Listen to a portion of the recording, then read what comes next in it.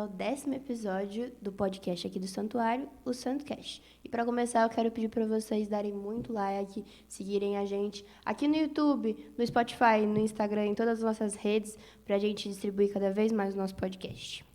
Então, com muita alegria, este episódio é um oferecimento dos nossos apoiadores, da Vinhos Albert, da Pedacinho do Céu, da Padaria Ibiporã e da Clamar Conservas. Então, hoje recebemos um convidado muito especial aqui no nosso Muito SantoCast. especial. Para nós é uma honra receber este convidado, que é mestre em teologia pela PUC de São Paulo, é pároco e reitor do Santuário Diocesano Santa Rita de Cássia e cerimoniário diocesano. Com muita alegria, seja muito bem-vindo de volta aqui à Casa da Mãe Aparecida, que é sempre a sua casa, Padre Márcio Felipe. Eu agradeço muito a vocês, Kaique, Maria Clara, a todos vocês que acompanham este SantoCast, que já é um grande presente de Deus aqui para a Casa da Mãe Aparecida, o Santuário Diocesano aqui na Vila Rami. Eu venho com muita alegria, muito disponível e estou aqui para falar da experiência do amor de Deus que vivo na minha vida e que sou chamado também a comunicar a tanta gente que acorre ao Santuário Diocesano Santa Rita de Cássia, onde eu exerço meu trabalho pastoral. Deus abençoe vocês e todos vocês que rezam conosco. Amém, Padre. Amém, Padre. Então, com muita alegria, recebemos o Padre Márcio aqui nesse episódio. Já era para ter sido antes, né, Padre? Mas alguém ficou doente, né? Quando eu fiquei com dengue, estava dengoso, né, gente? É verdade, a gente teve que remarcar. A gente teve que remarcar, desmarcar uns episódios, umas gravações, mas graças a Deus o Padre, muito disponível, aceitou estar aqui hoje. Então, Padre, a gente quer conhecer um pouquinho sobre o Senhor. Nós, de uma maneira muito especial, a gente ficou alguns anos com o Senhor, tivemos uma proximidade, mas queremos conhecer o Padre Márcio de antigamente. Como que era o Padre Márcio? De onde que o Padre Márcio veio? Onde que o senhor nasceu? Pois bem, então eu nasci no dia 2 de abril do ano de 1984, nasci no estado da Paraíba, sou paraibano, nasci numa cidadezinha chamada Guarabira, fica a 110 quilômetros da capital João Pessoa.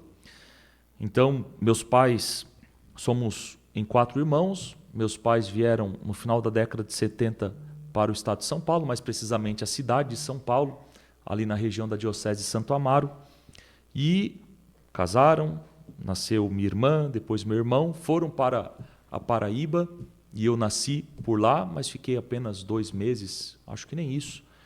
E logo depois retornamos para a cidade de São Paulo, e passados 5 anos nasceu o caçula, meu irmão caçula, que é o Júnior. E como muitos aqui do santuário já me conhecem, eu tenho 15 anos de padre, e nestes 15 anos eu tive a oportunidade de viver aqui no santuário de Nossa Senhora Aparecida. Não desmerecendo os outros lugares que eu passei, a paróquia Santa Rosa de Lima, a paróquia São Pedro, inclusive aqui na região pastoral, e também a paróquia da Catedral, e hoje o santuário Santa Rita de Cássia. Aqui foi o lugar que eu mais me identifiquei, um lugar que mexeu muito comigo, que de fato fez com que eu redescobrisse tantas coisas na minha vida e até mesmo aprendesse um pouco mais a ser padre junto da proteção a quem eu vejo aqui hoje, está sempre comigo, a Senhora Aparecida, Rainha e Padroeira do Brasil. Então, como eu disse, eu sou padre há 15 anos, eu tive a oportunidade nesses anos de padre de viver muitas experiências, não só no âmbito paroquial, mas também no âmbito acadêmico. Como vocês apresentaram logo aí no início, eu fiz um mestrado em teologia litúrgica pela PUC São Paulo, mas antes também me especializei em liturgia. E tudo isso para melhor servir a igreja.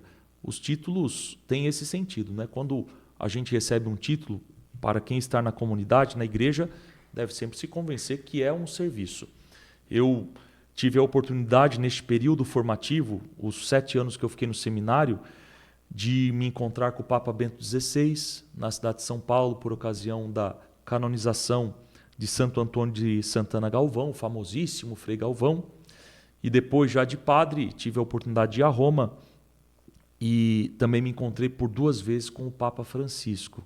Dessa última vez foi algo muito marcante, que foi o ano passado, em outubro do ano passado, porque eu concluí o meu mestrado em Teologia Litúrgica pela PUC São Paulo e tive a oportunidade de entregar um volume da minha dissertação ao Papa, agradecendo a Deus pelo presente que ele me deu, de estar em Roma, de poder conversar com o Santo Padre, mesmo que tão rápido, e também de ter comigo a minha mãe naquele dia tão memorável, tão significativo. Então, em linhas gerais, esse é um pouquinho da minha história. Que incrível, padre. Nossa, acho que pouca gente ia saber disso, né? Inclusive, até algo que é importante destacar, no período de formação, que foi o meu último ano de teologia, o padre Carlos Virilo foi um dos que nós compomos a equipe da celebração da liturgia, de preparar a liturgia para acolher o Papa Bento XVI, o padre Carlos Virilo, que hoje é o pároco aqui, né, do santuário, e o padre Donizete, que também foi pároco aqui no santuário. Então, Nossa. 2 gerações, né? O padre Donizete, que foi pároco num período aqui no santuário, eu que passei logo depois do padre Paulo Toni, padre Zé Roberto, padre Paulo Toni, e o padre Virilo, que agora está aqui, e nós tivemos a oportunidade de nos encontrarmos com o Papa Bento XVI. Foi um grande presente de Deus. Gente, que legal. Olha só a curiosidade, nossa, sensacional. 3 párocos do santuário cuidando da liturgia para o Papa, hein? Pois é, o santuário não é pouca coisa. O senhor sabe que a gente comentava no outro podcast, que eu não me lembro, com o padre Diego, que veio o padre Elias, foi ordenado aqui no santuário. Depois o padre Diego foi ordenado aqui no santuário. Daí a gente ficou, nossa, quantos padres já não foram ordenados aqui no santuário, não é mesmo? Ah, muita gente. Com certeza. Inclusive, até quando eu fiquei esse período aqui no santuário, a minha preocupação não era tornar o santuário um mini santuário nacional, mas uma extensão do santuário nacional. Sim. Por aqui passaram os missionários redentoristas, que fizeram a chamada missão redentorista. Aqui foi ordenado o padre Ferrari, também missionário redentorista. Aqui esteve o Dom Darcy, anteriormente o padre Darcy Nicioli, Sim. que hoje é arcebispo de Diamantino e foi bispo auxiliar em Aparecida. Então, o santuário aqui, Nossa Senhora Aparecida da Vila Rami, ele tem uma ligação muito forte com o santuário nacional. Afinal de contas, eu penso que não só aqui, mas as paróquias, santuários, basílicas dedicadas a Nossa Senhora Aparecida deve ter esta comunhão para sinalizar, de fato, esse desejo de propagar cada vez mais a devoção à Mãe Aparecida, que é a padroeira, a guardiã do Brasil. Sim. Padre, aproveitando que estamos falando aqui do santuário, conta para nós uma memória, um momento marcante que o senhor tem de quando foi pároco aqui do santuário. Eu acredito que o momento mais marcante da minha vida aqui no santuário, eu precisaria de várias horas para falar de todos, mas porque todos marcaram, Sim. de coração. Mas o mais marcante foi por ocasião dos 300 anos do encontro milagroso da imagem de Nossa Senhora Aparecida nas águas do Rio Paraíba do Sul. Eu me lembro que, assim como no Santuário Nacional, eu tive a oportunidade de enviar um convite para as paróquias em um pequeno frasco para que cada comunidade paroquial colocasse um pouquinho de terra naquele frasco e assim todas as terras fossem juntadas, unidas e colocássemos num lugar de destaque. Naquela ocasião, nós acolhemos muitos romeiros aqui, de toda a diocese. Cada noite na novena, os fiéis movimentaram as paróquias e aqui acolhemos não só fiéis de cada paróquia, mas também os movimentos, as pastorais. E foi um momento único, quando a gente pôde também unir toda a região pastoral.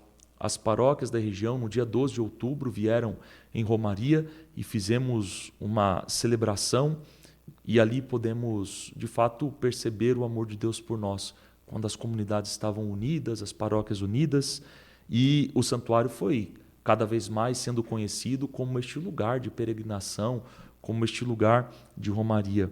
Eu sempre lembro que ao final da celebração, a gente até recordava aquela canção do Padre Zezinho, em procissão, em romaria, romeiros rumo para a casa de Maria.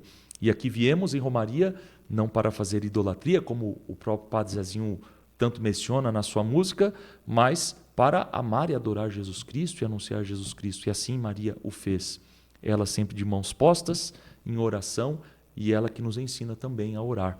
Então esse foi o momento mais marcante. Penso que aqui no santuário, quando eu cheguei E já no ano de 2015 eu comecei a incentivar a romaria das paróquias no período da novena, embora venham tantos romeiros ao longo dos dias e principalmente ao final de semana, romeiros da cidade toda, mas de um modo especial, mais marcante no ano de 2017, por ocasião dos 300 anos.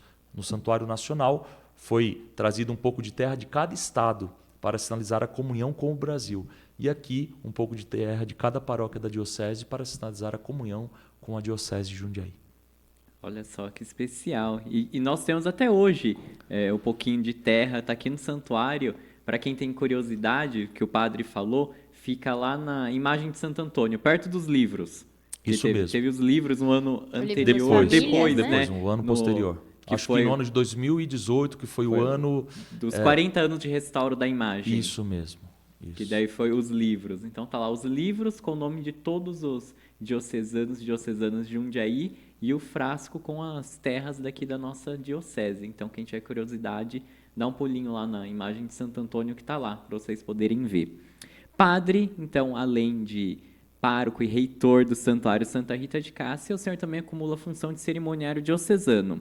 Pode contar para nós um pouquinho o que o senhor desempenha nessa função? Então, essa missão que a igreja me confiou é justamente para articular o trabalho e preparar as celebrações, as grandes celebrações que existem na diocese.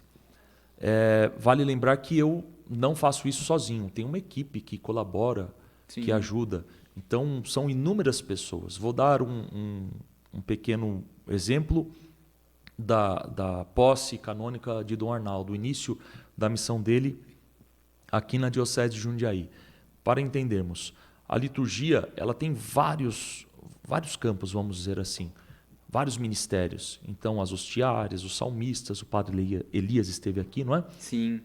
Ele que é responsável do canto litúrgico na Diocese, os leitores, proclamadores, enfim.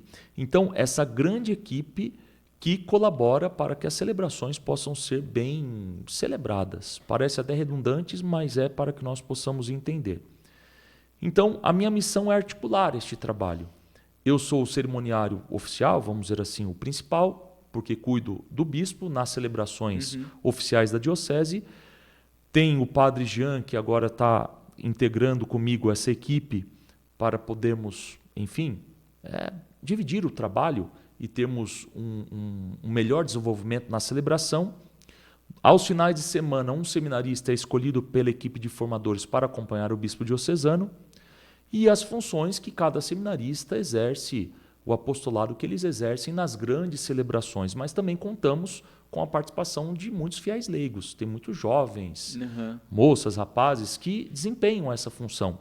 Uma função própria de uma celebração eucarística, quando tem o bispo e também quando nas paróquias o bispo vai, cada fiel, cada jovem, cada moça, rapaz, desempenha essa função.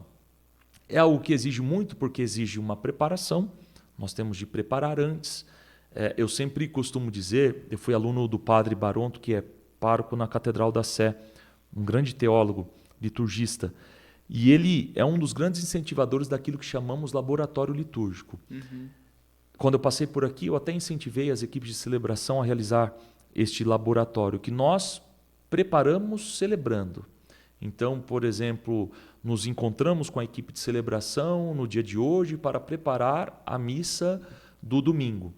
Nós não temos, por exemplo, a distribuição da Eucaristia, mas nos encontramos num espaço celebrativo justamente para sinalizar que aquilo que nós estamos preparando não é um ensaio, mas é de fato uma oportunidade que o Senhor nos dá antes da celebração de mergulharmos em tão grande mistério. Então, a função de cerimoniário não é tão somente para aplicar a norma, a regra, está certo ou está errado, mas para permitir que a celebração saia tão harmoniosa e que todos possam viver o mistério que está sendo celebrado. Desde o bispo que preside, ele tem a segurança, porque tem alguém ali para auxiliá-lo, desde o fiel que vem e senta no último banco da igreja, porque a igreja está lotada, mas ali no último banco vai ter a oportunidade de ouvir a palavra, de comungar da palavra, de comungar da Eucaristia. Gente, que bonito! E a gente achando que a função do cerimoniário era só ficar ali atrás do bispo, Não. né, padre? Vai muito além, né? Nossa! E é importante até, se vocês me permitem, destacar um pouco a figura do nosso bispo diocesano, que aproveito para enviar um abraço e dizer que nós estamos sempre nesta comunhão, lembrando da sinodalidade, lembrando da formação, e este SantoCast tem esta finalidade, e também a comunicação através das mídias digitais, desta tecnologia que nós temos hoje, anunciar o Evangelho. Dom Arnaldo, ele é um homem muito centrado e ele, de fato, faz aquilo que eu vou dizer. E não o que eu vou dizer da minha cabeça, mas aquilo que nós combinamos, aquilo que nós preparamos, ele de fato segue. É muito interessante isso. Então ele diz: Padre, o que você me disser, eu vou fazer.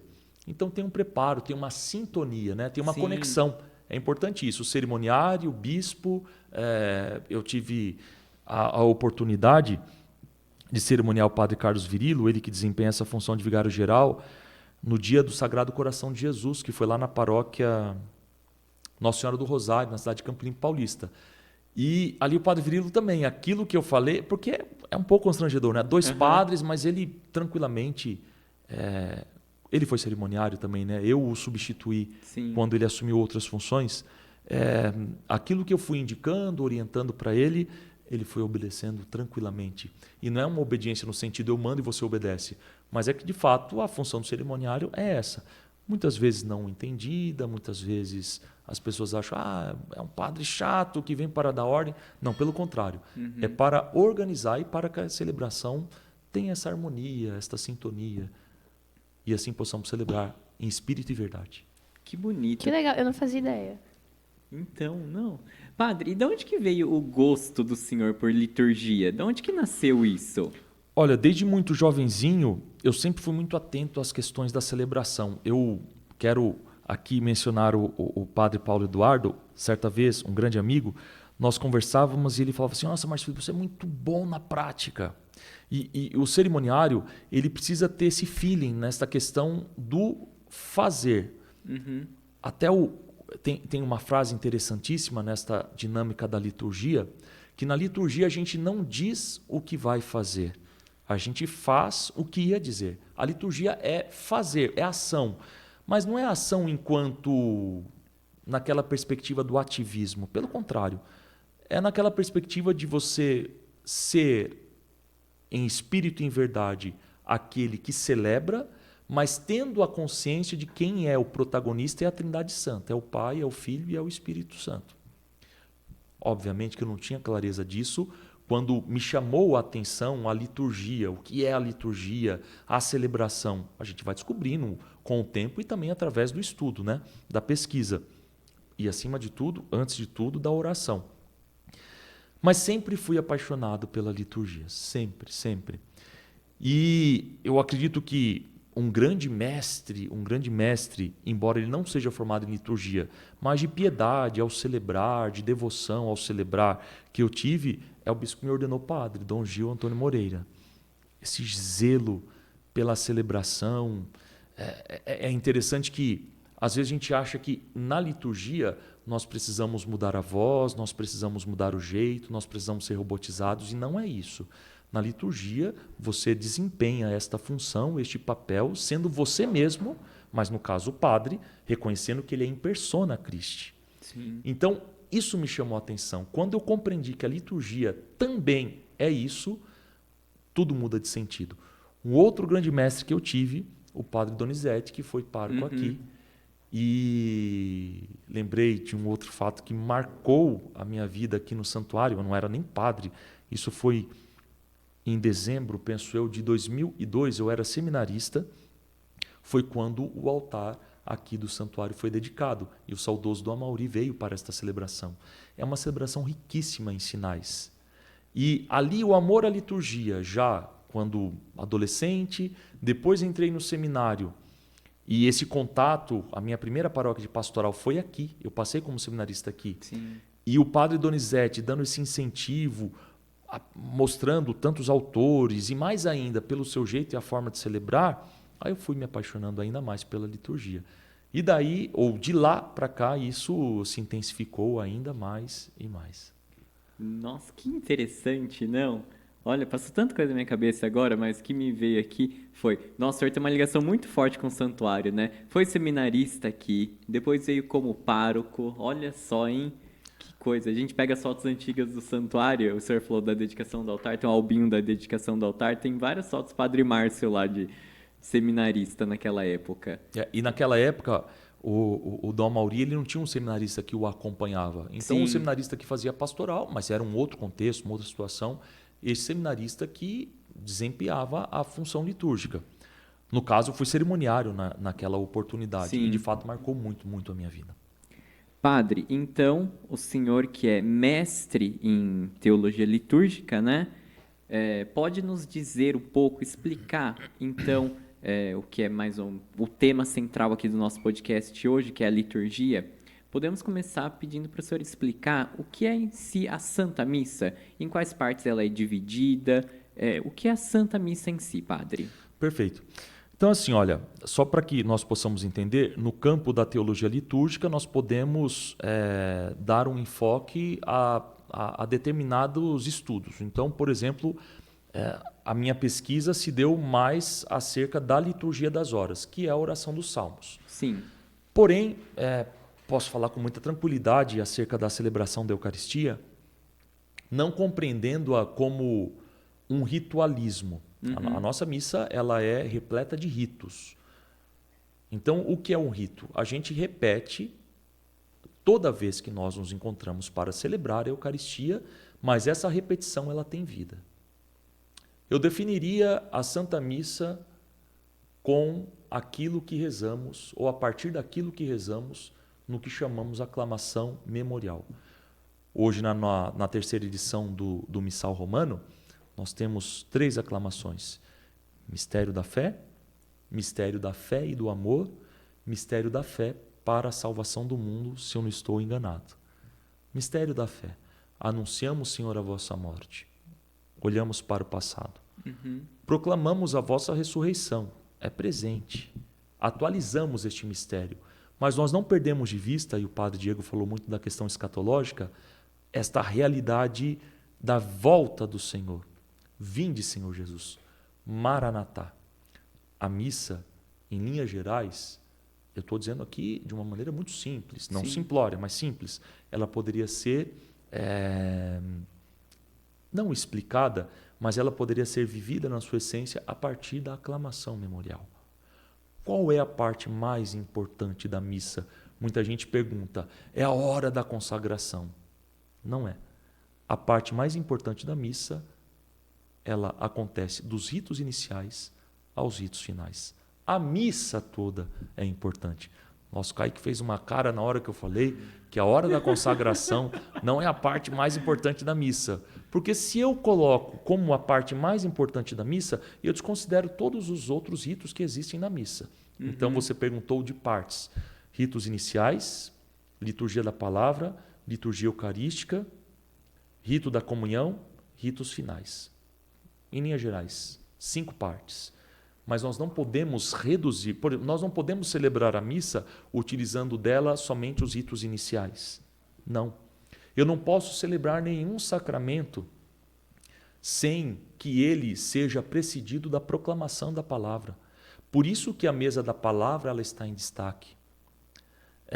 A partir da arquitetura sacra, vamos dizer assim, da arte sacra, inclusive eu fui aluno do saudoso Cláudio Pastro, aquele que pensou toda a estética, toda a sacralidade do Santuário Nacional de Aparecida. Inclusive aqui vocês têm uma réplica da cruz que está sobre o altar para sinalizar que todo o mistério de Cristo ele está orientado pela cruz. Ninguém chega à ressurreição sem antes passar pela cruz.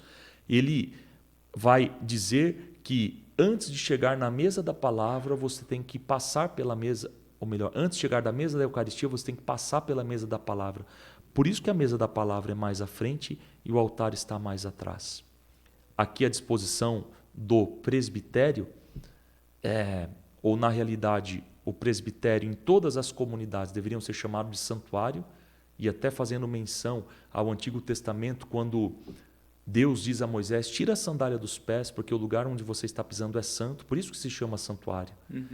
O presbitério é na catedral, mas não vamos entrar aqui numa discussão teológica, litúrgica.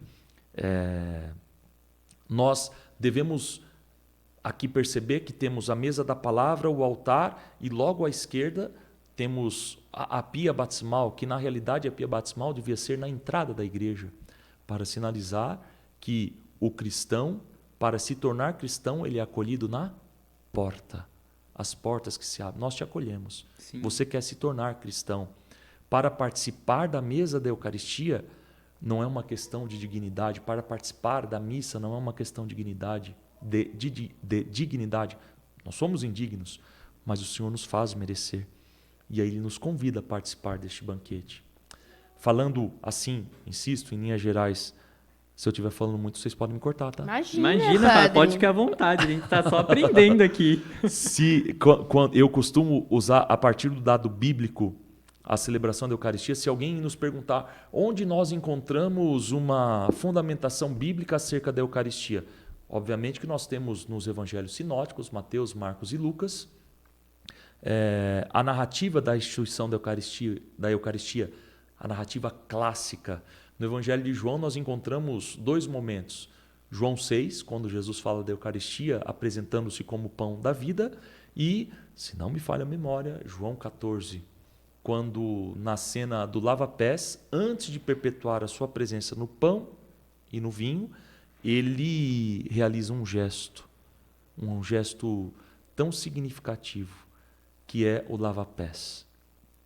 Ele lava os pés dos seus e depois convida estes mesmos a participar desta mesa. Só participa da mesa da palavra e da Eucaristia quem é íntimo de Jesus. Não pode participar destas mesas quem não vive uma intimidade com Ele. Não estou dizendo o pecador não pode se aproximar destas mesas. Obviamente, tem o sacramento da reconciliação, a confissão sacramental, mas estar ao redor da mesa sinaliza a intimidade. E esta intimidade que Jesus quis ter com os discípulos de Emaús. E aí uma fundamentação bíblica pós-ressurreição do que é a missa a partir do dado bíblico é quando o Senhor, com aqueles 2 discípulos, caminha de Jerusalém a Emaús. O que ele faz ao longo do caminho? Ele fala das Escrituras, a liturgia da palavra. Chegando lá na casa dos discípulos de Emaús, o Senhor se senta e ele realiza um grande gesto. Ele parte o pão. Quando ele partiu o pão, os discípulos o reconheceram. E o que Jesus fez? Desapareceu da frente deles. E eles continuaram acreditando. Aqui, quando viemos para participar da Eucaristia, nós ouvimos a palavra. O Senhor abre a nossa inteligência. Homens fracos na fé. O Senhor não devia passar por todo este momento, por esta situação de sofrimento, de paixão, e mais do que homens fracos na fé, ele diz homens sem inteligência. E aí ele vai à frente e parte o pão. Por isso que no momento da fração do pão, quando nos encontramos para celebrar, não é momento do dar a paz, do piquenique, do tchau, do levantar a galera. Não, é momento de nós olharmos para o altar e contemplarmos esta ação ritual, esse gesto da ação ritual, que é tomar o pão e parti-lo. Ou seja, partir o corpo do Senhor. Ele, lembrando do saudoso Dom Henrique, um grande bispo de Palmares, que morreu acometido da Covid-19 no mês de julho de 2020, Dom Henrique dizia que Nosso Senhor, nordestino como eu, embora eu perdi o sotaque, eu acho que eu nem tive sotaque, quando eu vou lá com os meus familiares, que o meu sotaque fica carregado, Nosso Senhor se quebrou todinho, quer dizer, não quebraram as pernas dele, segundo a tradição bíblica, segundo o que encontramos nas Sagradas Escrituras, depois que ele morreu, porque ele já tinha morrido, mas no partir do pão, na fração do pão, ele se quebra todo, mas não para ficar dividido, pelo contrário, para que quando nós o comungamos, nós possamos estar em comunhão com ele, na unidade com ele. Todo o corpo místico de Cristo, que é a igreja. Somos nós que peregrinamos neste mundo. Gente, olha só, o padre tá inspirado hoje, hein? Adorei. Olha, estamos ansiosos porque vai vir ademais nesse podcast, hein, padre? Olha. Padre, aproveitando que o senhor falou aí do rito todo da missa, todo mundo que quer pode participar? Então, assim, todos são chamados a participar da Santa Eucaristia. Porém, vale lembrar que muitas vezes nós estamos impedidos de tomar parte da mesa da Eucaristia porque nós estamos, enfim, com um pecado grave. E alguns não conseguem sair deste pecado grave porque vivem uma situação, muitas aspas, irregular. Por exemplo, um casal de segunda união. Alguém que está num pecado, sabe que é pecado e não consegue vencer este pecado. E tem consciência deste pecado, mas o pecado acaba sendo mais forte que a própria pessoa. Sim. Isso não o impede de vir à missa, escutar a palavra e fazer a sua comunhão espiritual. Mas é preciso ter esta consciência de que a Eucaristia não é prêmio para os justos. Ao contrário, a Eucaristia é remédio para quem está doente. É lamentável, e permitam-me falar, que na cidade de São Paulo, um determinado vereador, que nem conheço, nem sei o nome, nem procurei pesquisar, chegou à conclusão de que era preciso aplicar uma multa para quem estava dando de comer aos pobres. Eu acho que é preciso ter uma metodologia, é preciso ter um programa. Por exemplo, nós nos encontramos aqui no SantoCast para partilhar sobre a liturgia, sobre a Eucaristia. Nós olhamos um roteiro, nós estudamos, enfim, nós pesquisamos. Só que vejam, a primeira missão, se assim posso dizer, de Nosso Senhor, segundo o Evangelho de Mateus, no capítulo 25, foi dar de comer a quem tem fome, dar de beber a quem tem sede, vestir a quem está nu, visitar a quem está preso. Jesus não pediu para você ir lá e ficar na cadeia, mas pelo menos que você vá visitar. E aí nós nos deparamos com situações de pessoas que estão corretamente ou politicamente corretos, porque são casados na igreja, teoricamente têm uma vida correta, mas pensam não como Deus, pensam como os homens. Eu vou tirar a comida daqueles que têm fome. Não sei se vocês conseguem me compreender, e penso que você que está aí de seu santuário doméstico tem essa oportunidade de compreender ou de acompanhar a minha linha de raciocínio. Aplicar uma multa para quem está dando de comer a quem tem fome? Ah, mas quem tem fome, esses moradores de rua, eles são muitas vezes espertinhos, eles querem nos trollar, nós damos a esmola e eles gastam com drogas, nós damos a comida e eles vendem a comida. Não importa o que eles vão fazer. O importante é que, se nós queremos participar da mesa da Eucaristia, nós não podemos ser indiferentes àqueles que estão caídos na rua. Isso aqui não quero dar uma de bom moço e dizer que eu vou acabar com a miséria do mundo. Não vou acabar, não consigo, nem condições para isso eu tenho. Mas nós não podemos ser indiferentes. Se aproximar da mesa da Eucaristia, porque cumpre todos os mandamentos, porque vem à missa aos domingos, porque faz isso ou aquilo, não é o ponto de partida para achar que está apto a participar da Eucaristia. Quando você tira o papel de uma bala e coloca na boca e joga esse papel na rua, você é chamado, antes de receber a Eucaristia, a confessar esse pecado. Porque quando nós não cuidamos da casa comum, nós ferimos o coração de Deus. Mas não basta só cuidar da casa comum. É preciso cuidar da casa comum e cuidar também daqueles que são os prediletos do coração de Jesus. Senhor, quando foi que te vimos com fome e não te demos de comer, com sede não te demos de beber? Todas as vezes que deixaste de fazer um desses pequeninos, foi a mim que o fizestes. Então participar da Eucaristia é para todos. Todos. Mas vale lembrar, é preciso estar preparado, é preciso cumprir não só o mandamento pelo cumprimento do mandamento, é preciso ampliar o horizonte, abrir o coração e fazer o que Jesus pede. Olha só, depois eu não tenho nem o que falar depois dessa. Tá muito profundo, né? Tá, A gente tá indo num... o padre tá deixando a gente sem palavras aqui, viu? Vou ficar calado, não vou falar mais nada. Nossa, não, Não, padre, imagina, tá incrível. Mas o podcast é para isso mesmo, é para o Tá senhor falar. Expandindo muito mais, acho que, do nosso tema. Com principal, certeza. né? O que é exatamente o que a gente quer. Padre, em que momento se inicia de fato a Santa Missa? Eu costumo dizer, isso aqui nós não encontramos nenhum manual de liturgia em nenhum lugar. Esse é o meu ponto de vista e eu acredito que este meu ponto de vista não está ferindo a essência da liturgia. Como nós encontramos no Evangelho de João, o celebrar em espírito e em verdade. A missa, ela começa quando lá na sua casa, você ao abrir os olhos já tem essa predisposição e no momento de suas orações pessoais, ou no momento da sua oração pessoal, você diz, hoje eu vou participar da Santa Missa. Mas vejam, do ponto de vista litúrgico-teológico, a missa ela começa quando ali nós temos a oportunidade de nos encontrarmos em assembleia e naquele silêncio orante nós nos preparamos para o início da celebração eucarística que se dá com a procissão de entrada. Por que a procissão de entrada? Para lembrar que o povo de Israel andou no deserto sob a guia de Moisés, mas agora nós não andamos mais sob a guia de Moisés. Nós andamos sob a guia do Cristo crucificado. Tanto é que a procissão de entrada, ela logo no seu início é levada à cruz, para lembrarmos-nos que vamos ao encontro do Senhor.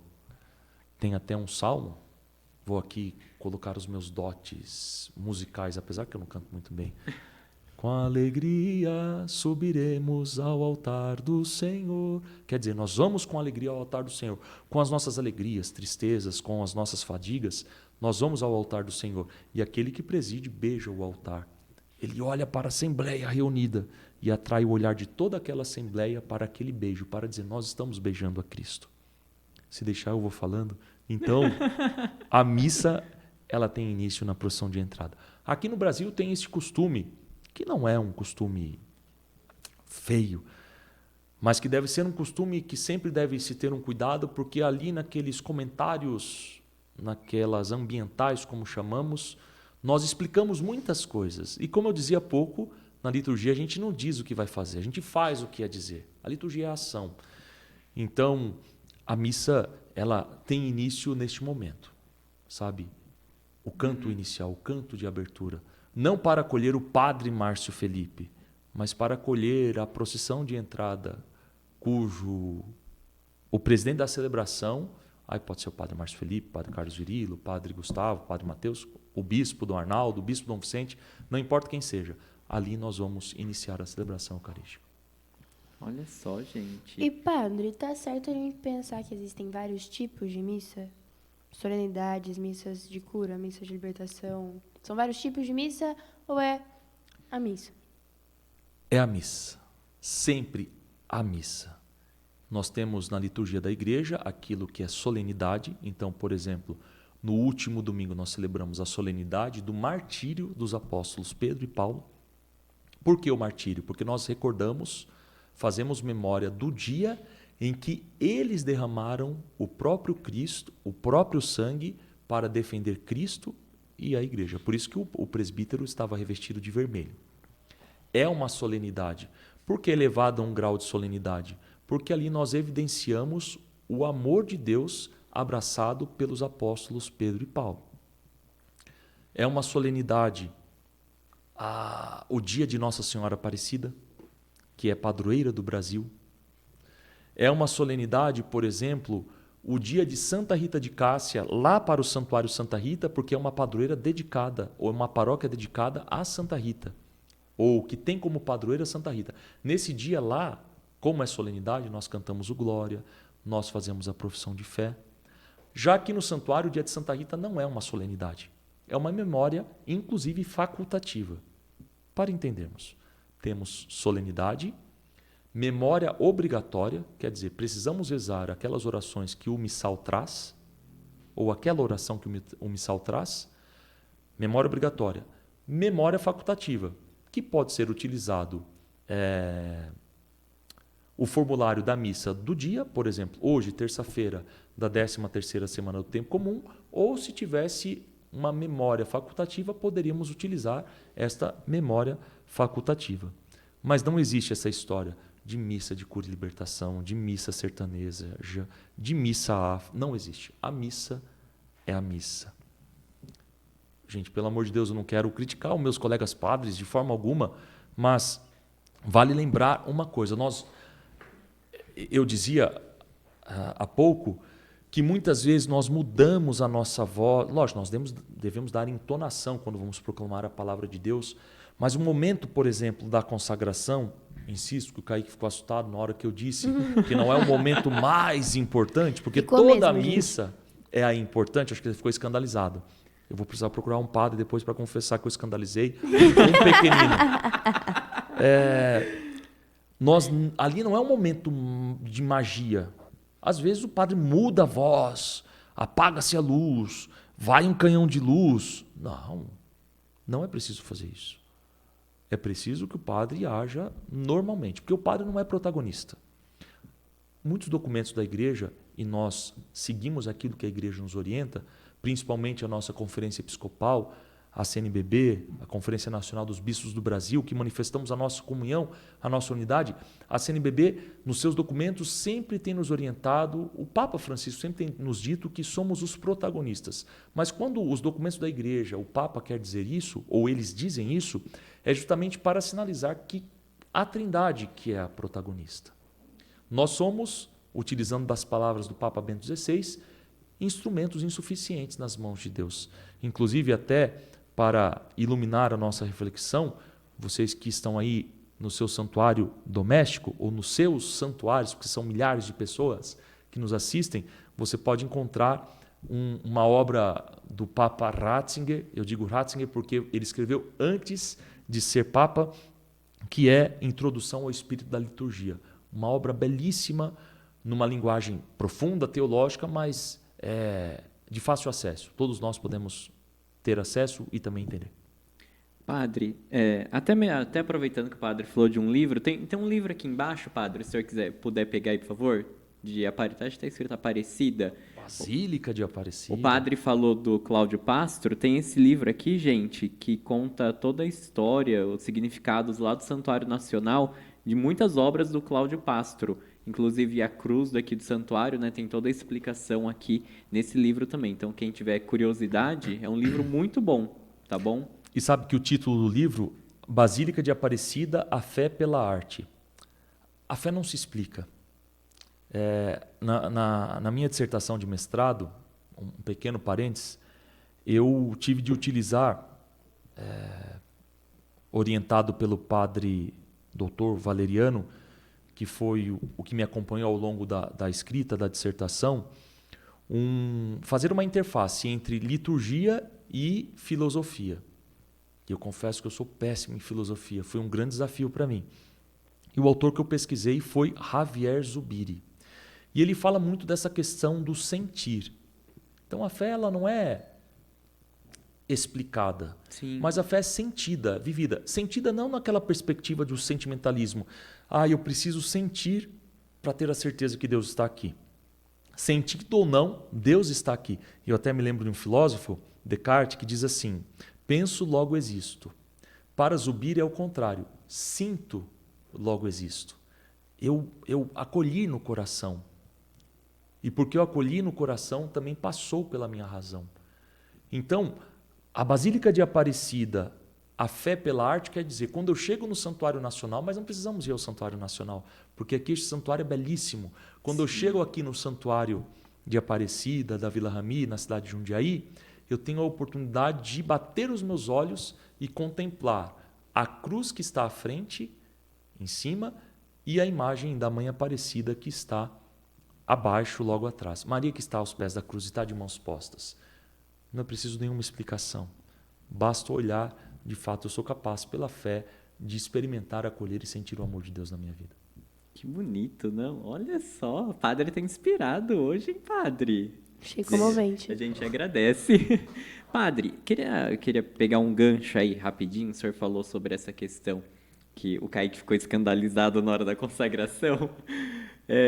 Mas o senhor disse, por exemplo, no meio da consagração que coloca aquele holofote. Queria pegar um gancho e perguntar para o senhor sobre a questão do cerco de Jericó, que muitas vezes celebra a missa e daí adiciona coisa no meio da missa, porque daí tem o cerco, a pregação. O senhor poderia explicar um pouquinho para nós o que seria, como é, para a gente poder entender melhor? Então, assim, olha, eu tenho poucas informações a questão do cerco de Jericó, mas eu acredito que esta prática, por muitos fiéis da igreja, é fundamentada no livro de Josué, quando Sim. eles deram as 7 voltas e as muralhas caíram para sinalizar que, de fato, Deus estava ao lado deles. Com o passar do tempo, isso foi adentrando, mais precisamente no final da década de 90, quando tem aquele boom, aquele estouro do padre Marcelo Rossi, e que é um grande instrumento de Deus para o povo do Brasil, a gente não pode desconsiderar isso, e muitas comunidades aderiram a essa prática, inclusive aqui no santuário, não sei se ainda hoje tem, mas na minha época tinha. Então, eu não vejo que é um problema, vocês utilizaram aqui o título, como mestre em teologia litúrgica, eu não vejo um problema quando a comunidade já tem o costume de fazer o cerco de Jericó. Sim. Não vejo problema algum. Só que é preciso ter um certo cuidado para diferenciar o que é a estrutura da missa e não colocar aquilo que está dentro da missa, aquilo que já é próprio da missa, com coisas que não existem. Se vocês se lembram, quando eu estava aqui, nós não tínhamos missa à noite. E uma maneira de convidar os fiéis a participar da missa é valorizar a missa, ela sendo bem celebrada, bem preparada, mas dando após a missa a oportunidade dos fiéis de participarem de um momento de espiritualidade, que daí nós fazíamos a exposição do Santíssimo Sacramento. Mas eu me recordo muito bem, estava na missa, eu dava a bênção final da missa, que é próprio da missa, e enviava a comunidade em missão. Ide em paz, que o Senhor sempre vos acompanhe. E ali, logo depois que eu estava, eu dizia, olha, a missa acabou. Se você veio para participar da missa e já está bem, está tudo bem, você tem os seus compromissos, os seus afazeres, pode ir embora. É um outro momento. Então não vejo que é um problema nós temos o cerco de Jericó na comunidade, quando o padre, juntamente com os fiéis, com os membros dos conselhos de pastoral, de administração, chega à conclusão que se pode ter o cerco de Jericó. Agora, é abominável quando se utiliza da missa, quando se coloca dentro da missa coisas que não existem e, principalmente, quando querem tirar, arrancar dinheiro do povo. Nós vamos ser cobrados diante de Deus por isso. Ah, padre, tem lugares que isso acontece? Infelizmente tem. Infelizmente tem. Então, insisto, isso é o meu ponto de vista, não estou falando nem como liturgista, estou dando o meu parecer até mesmo numa perspectiva pastoral. Porque a pastoral exige muito de nós. E nós chegamos na comunidade, lá tem o cerco de Jericó, nós não vamos chegar, vou acabar, não vai ter mais cerco de Jericó. Não, não é assim que funciona. Só que nós podemos colocar as coisas no seu devido lugar. A missa acabou. Agora pode fazer um momento com o Santíssimo Sacramento. Não há problema nenhum. Sim.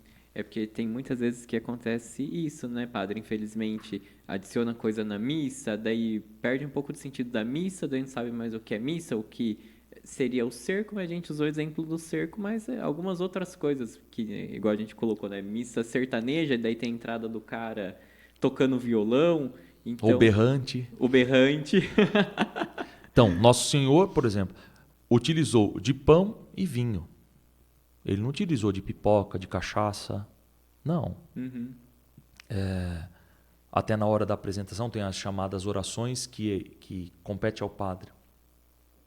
Bendito sejais, Senhor Deus do Universo, pelo pão que recebemos da vossa bondade, fruto da terra e do trabalho humano que agora vos apresentamos, que para nós vai tornar pão da vida.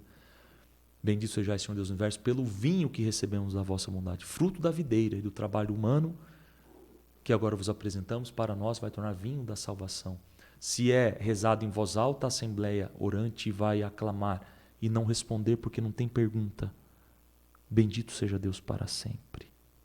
Ele seja bendito para sempre, porque este pão que alguém amassou, que alguém preparou, este vinho que antes alguém pisou a uva e fez todo o processo, até chegar aqui, foi feito por alguém.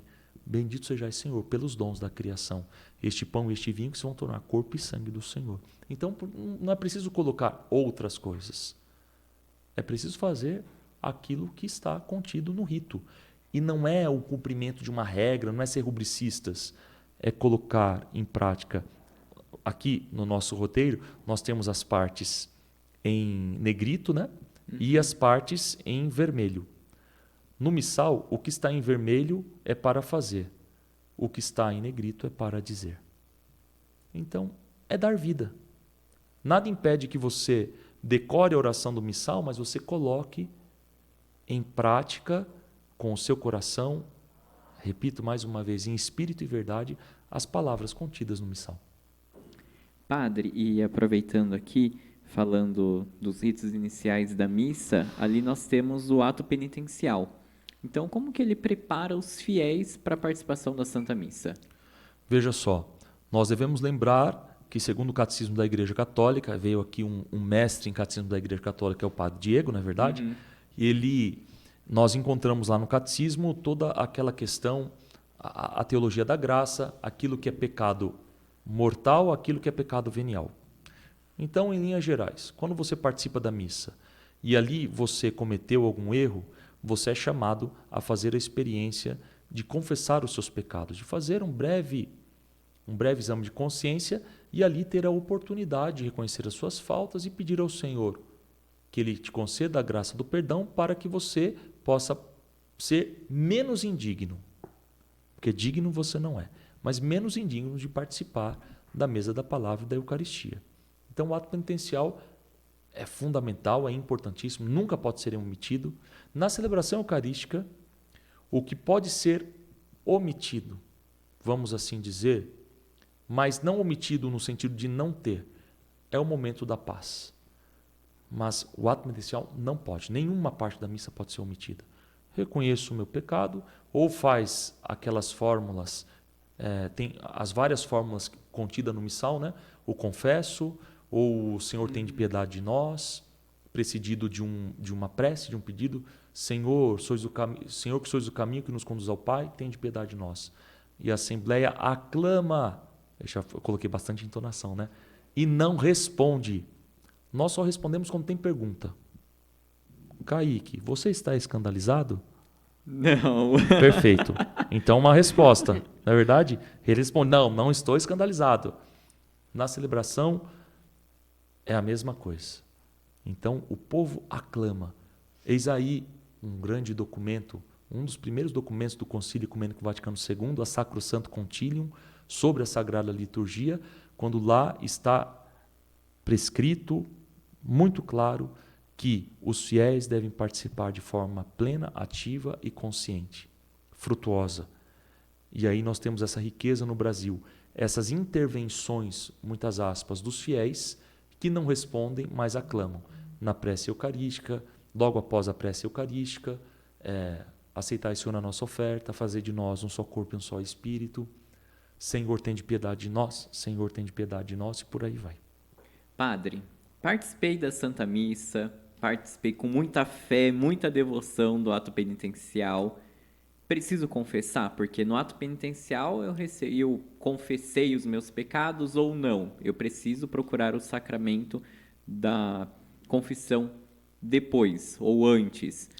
Se nós levássemos ao pé da letra aquilo que nos aproxima mais de Deus, deveríamos confessar todos os dias. Sim. Porque somos pecadores.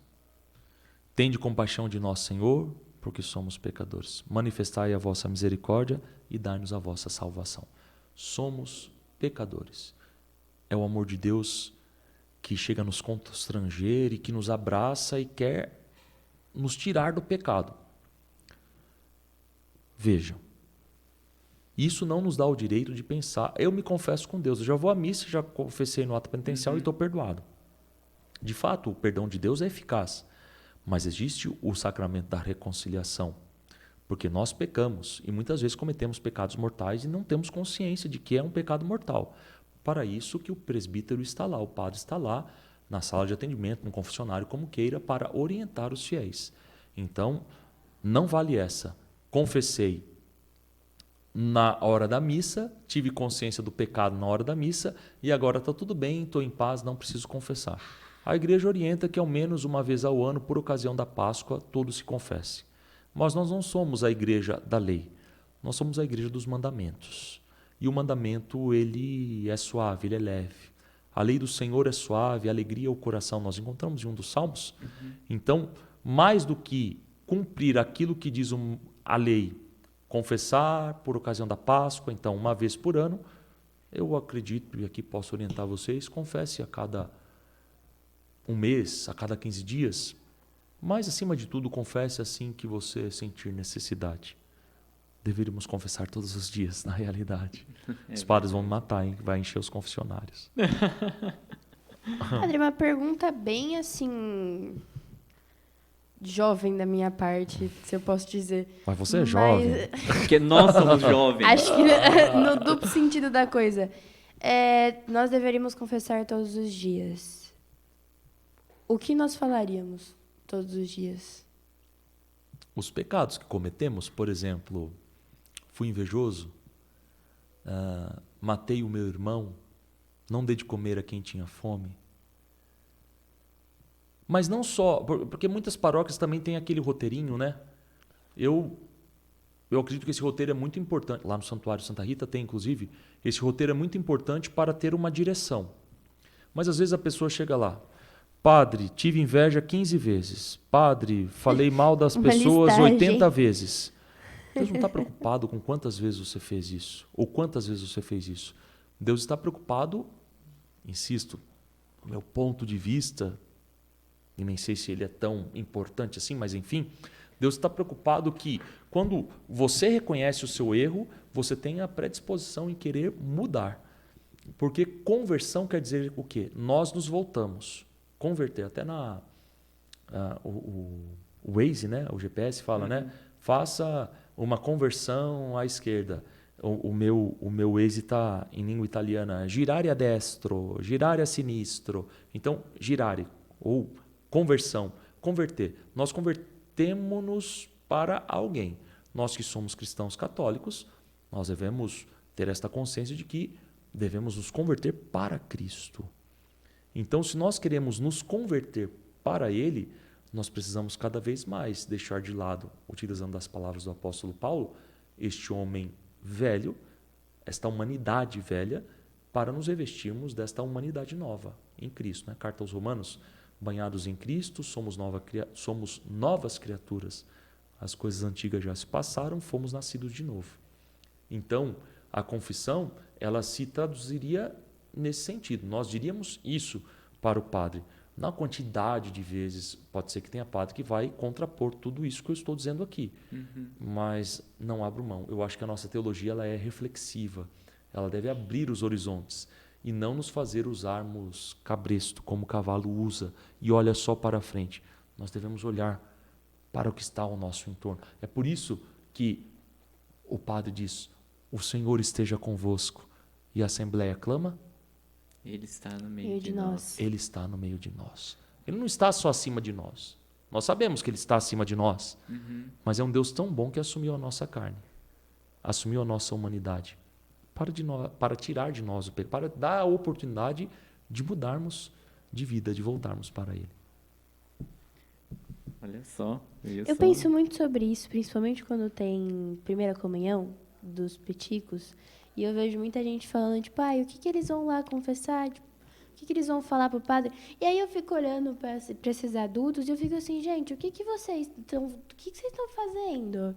Tipo, que escalonação de pecado é esse? Que vocês ficaram mais velhos, vocês começaram a fazer o quê? Então, não sei, é uma coisa que roda muito na minha cabeça. Inclusive, você falando isso, me faz pensar aqui que as confissões mais sinceras e mais bonitas, bem preparadas, são das crianças. As crianças choram, porque têm consciência do pecado. E aqui não estou revelando segredo de confissão, mas é muito comum nós encontrarmos as crianças que ainda nem estão na fase de receber a primeira Eucaristia, mas muitas vezes vêm no atendimento com seus pais porque têm consciência do pecado, porque os pais ensinaram. Então diz assim, olha, padre, eu toquei a campainha da casa do vizinho e saiu correndo. É uma coisa que eu fiz. É uma coisa que eu fiz por diversas vezes. E é pecado, porque é errado. É errado. Qual é a finalidade de você tocar a campainha? Você chamar quem está dentro de casa, correto? Sim. Então, você não é conhecido, você não quer nada, você quer fazer algo que é uma estripulia, vamos dizer assim, de criança, que é natural que aconteça, mas a criança tem consciência e chega até a chorar. Eu não devia ter feito isso, padre. E outras coisas mais. Então, a consciência de pecado, mas tendo como ponto de partida o desejo de pureza, porque a criança é pura de coração. Se ela não gostar, ela vai falar, não gostei. E se você não gostou que ela falou, que não gostou, o problema é seu. Ela continua sendo criança e continua sendo muito sincera. Olha só, gente. Então, tá vendo todo mundo aí que apertou a campainha quando era pequeno, tá bom? Jurandir deu risada aqui atrás, como quem fez. Muitas vezes. O Jurandir deve ter afrontado muito, hein? Tá vendo? E uma coisa que a gente que nem passa pela nossa mente, né, padre? Umas coisas que é, tipo, realmente você fazer essa análise do pequeno, né? Às vezes você fica pensando procurando coisas maiores, então você tem que fazer essa análise mais diária, como o padre falou. E, insisto, quando a criança tem essa consciência, se faz valer as palavras que Jesus dirigiu aos apóstolos. Deixai vir a mim as crianças, porque delas é o reino dos céus. Elas são puras de coração. Então, e nós precisamos ter essa pureza de coração.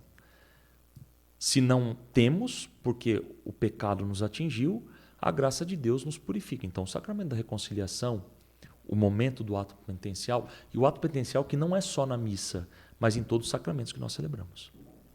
Olha só, viu, gente? Amanhã o confessionário vai estar lotado, hein? Padre, então, depois do ato penitencial, o Glória. Mas o Glória não tem em toda a missa. Por quê? Não tem em toda a missa justamente para sinalizar que ele deve ser rezado e de preferência cantado somente aos domingos, quando não é tempo da quaresma, nem tempo do advento. E nas solenidades. A solenidade ela tem um caráter de domingo. Vamos dar um exemplo. Solenidade de São José, dia 19 de março, que cai em qualquer dia da semana. Se caiu no dia da semana, tem o caráter de domingo. E canta-se o Glória, para lembrar a ressurreição do Senhor.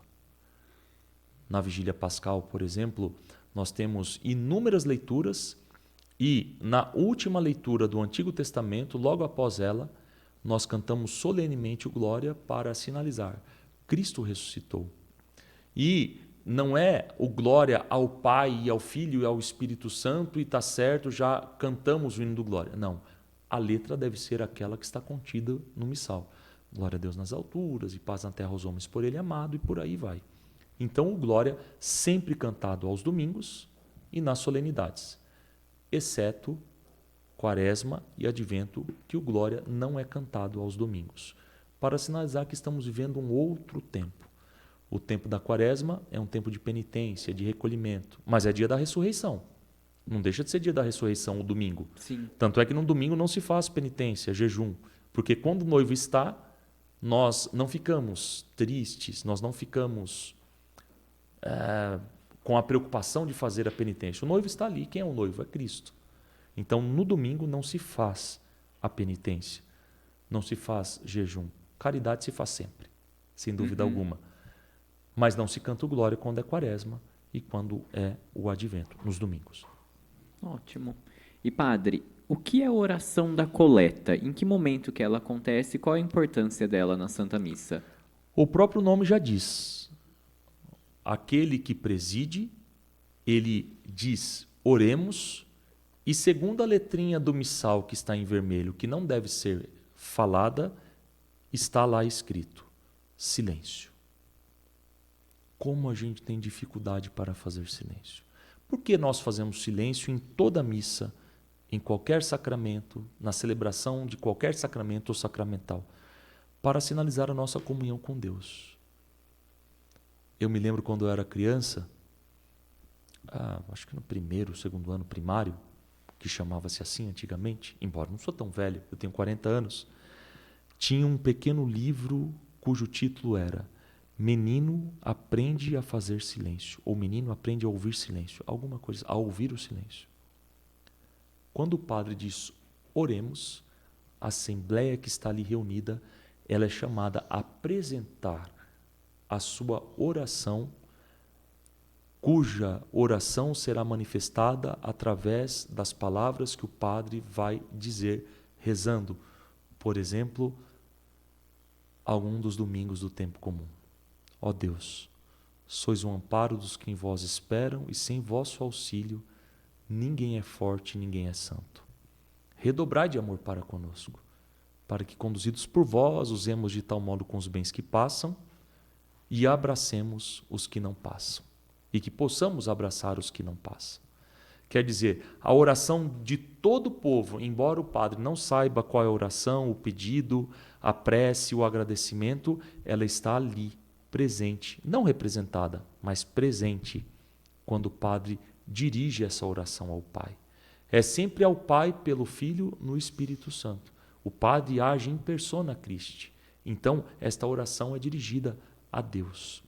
E aí a importância deste momento da oração da coleta, que quando nos domingos, ela acontece logo após o hino do Glória, exceto domingos da Quaresma e domingos do Advento, que não temos o Glória, e durante a semana, se não for solenidade ou festa, que é rezada logo após o ato penitencial. Perfeito. E padre, então, depois da oração da coleta, nós temos a liturgia da palavra. E o senhor já nos explicou que temos a mesa da palavra e a mesa da Eucaristia. Qual a importância deste momento da liturgia da palavra, em que nós temos primeira leitura, salmo, segunda leitura, evangelho, homilia, onde começa e onde termina esse momento da liturgia da palavra? A liturgia da palavra ela tem início logo após a oração da coleta e ela é concluída com as preces. A palavra que foi proclamada, a palavra que foi partilhada no momento da homilia, a palavra que se torna oração, que se torna prece, que se torna agradecimento. Por isso que tem ali a oração dos fiéis. Vale lembrar que sempre, quase que sempre, exceto domingos, que tem os domingos do tempo pascal, domingos do tempo pascal, e também quando acontece alguma solenidade dentro do tempo comum, como foi agora o martírio de São Pedro e São Paulo, sempre vai ser uma leitura do Antigo Testamento, o Salmo, uma do Novo Testamento e a outra do Novo Testamento, que é o Evangelho. Então sempre vai ter uma ligação, um texto com o outro. Em linhas gerais aqui, utilizando da solenidade do martírio dos apóstolos Pedro e Paulo. A primeira leitura foi tirada dos Atos dos Apóstolos, quando Herodes mandou prender todos os cristãos. Dentre alguns cristãos estavam o apóstolo Pedro. O apóstolo Pedro que foi preso, mas que foi libertado das mãos de Herodes porque o Senhor enviou o seu anjo. Só depois que ele foi perceber isso. Por quê? Fazendo uma ligação da primeira leitura dos Atos com o Evangelho de Mateus, a profissão de fé de Pedro, por que o apóstolo Pedro foi liberto da prisão? Passou pelos guardas, as correntes caíram do seu braço. Porque antes de ser preso, embora muitas vezes tão cabeça dura, quando Jesus perguntou, e vós, quem dizeis que eu sou? Ele respondeu, tu és o Messias, o Filho do Deus vivo. Ele fez a profissão de fé em nosso Senhor. Ele fez a profissão de fé pré-ressurreição, vamos dizer, antes da ressurreição. Ele foi preso pós-ressurreição, porque ele anunciou Jesus ressuscitado. Sobre ele foi edificada a Igreja de Cristo. Até nós encontramos no prefácio da missa a herança de Israel. Ele herdou isso do povo de Israel e ele anunciou isso que ele herdou. Essa experiência de encontro com o Senhor. Foi liberto da prisão porque fez a experiência de encontro com o Senhor e professou a sua fé no Deus vivo e verdadeiro. E onde entra o apóstolo Paulo em tudo isso? Quando nós olhamos para a leitura segunda, a segunda carta a Timóteo, quando já está o apóstolo para entregar a sua vida, para ser derramado em sacrifício, ele vai dizer, combati o bom combate, completei a corrida e guardei a fé. Está reservada para mim a coroa da vitória e sei que o Senhor não me abandonou. E aí coroamos esta homilia com o salmo que foi rezado naquele dia. De todos os temores me livrou o Senhor Deus. O Senhor esteve presente. Então conseguem perceber a importância da liturgia da palavra, que ela está entrelaçada. As leituras, os textos estão entrelaçados. Não existe uma desconexão. Por isso que nós não podemos, eu não gostei dessa leitura, eu vou escolher outra leitura. Não, você não tem que gostar. A gente não está na igreja e não participa da liturgia para gostar. Nós estamos ali para ouvir a palavra, para colher essa palavra de vida eterna. Padre, e o senhor falou sobre escolher leituras. A leitura que é feita aqui no Brasil hoje é a mesma que está sendo feita, por exemplo, no Vaticano? Perfeito. Exceto, vou dar um caso específico, a liturgia do último domingo, Tá. a solenidade de São Pedro e São Paulo. Aquela solenidade, ela é celebrada no dia 29 de junho. Neste ano, caiu no sábado. No sábado. Então, pela manhã em Roma, foram proclamadas as leituras da solenidade de São Pedro e São Paulo. E no domingo foi celebrado o 13º domingo do tempo comum. Aqui no Brasil, é jogado para o domingo próximo, justamente porque nós temos essas adaptações que podemos fazer segundo a prescrição da Conferência Episcopal do Brasil, a CNBB. Só nesses casos que acontecem isso. Caso contrário, não. Então, a liturgia 14º domingo do tempo comum proclamada aqui vai ser proclamada em Roma, nos Estados Unidos, em Nova York, qualquer lugar. Entendi. E por que o Evangelho a gente pode considerar que é a leitura mais importante da Santa Missa? Se é que a gente pode considerar, ou todas são importantes, ou como que é, padre? Ele vai ficar escandalizado de novo. Todas são importantes. Todas são importantes. Obviamente, Deus falou, nós rezamos no credo niceno, Deus falou outrora pelos profetas, pelos sacerdotes, pelos profetas, pelos reis. Então, nós devemos considerar que esta fala de Deus, ela se concretizou plenamente no mistério da encarnação, quando o Verbo de Deus se fez carne. Posso gastar meu latim aqui? Vocês vão gostar, vocês que estão aí nos acompanhando nos seus santuários domésticos? Et verbum carum factu est. Acho que é isso. Quem é muito bom em latim aí, depois me corrija. O Verbo se fez carne e habitou entre nós. Então, a palavra, o prólogo, né, o início do Evangelho de João, quando Deus fala, sem dúvida alguma, no Antigo Testamento falou pelos profetas, agora ele nos fala através de Jesus Cristo. Por isso que tem a sua beleza a proclamação do Evangelho. Por isso colocamos as velas. Por isso que nós temos um livro que se chama Evangeliário, não desconsiderando o lecionário, que também é palavra de Deus, não pode ser guardado no armário de qualquer jeito. É palavra de Deus. É o Cristo palavra que está entre nós. Entendi. Perfeito, padre. Mas não está bravo comigo porque eu falei. Não, lógico que não. Tá bom. Imagina, aprendi Ele hoje. ficou escandalizado de novo. Padre, ainda nas explicações aí de todas as questões da liturgia, qual é a diferença entre os dois credos que a gente tem na igreja? Então, nós temos o credo, o símbolo dos apóstolos, e o credo niceno-constantinopolitano, a partir do concílio de Niceia. Vamos aqui numa explicação bem simples. Um é mais completo, vamos dizer, sem desconsiderar, pelo amor de Deus, o símbolo dos apóstolos. Mas um acaba sendo mais completo, tem mais detalhes. Esses devem ser rezados nas celebrações dominicais. E o símbolo dos apóstolos, um texto mais breve, mas que tem o mesmo valor, diria que o mesmo significado, a mesma importância. Não teria assim uma diferença, ou dizendo, se eu rezar o niceno, eu não participei da missa dominical, ou vice-versa. Tem a sua importância os dois. Entendi, perfeito. Padre, então depois da liturgia da palavra, a gente parte para liturgia eucarística. E temos a Com Cristo ao Pai no Espírito Santo. Lembra dos missionários redentoristas. E iniciamos então no momento do ofertório, é isso? Quando levam as oferendas. A apresentação das oferendas, perfeito. Ali a liturgia eucarística. E de onde que vem essa questão da apresentação das oferendas? De uma tradição antiguíssima, lembrando até mesmo as palavras que encontramos no livro dos Atos Apóstolos, que os fiéis eram assíduos na oração, na comunhão fraterna, na fração do pão, na partilha dos bens.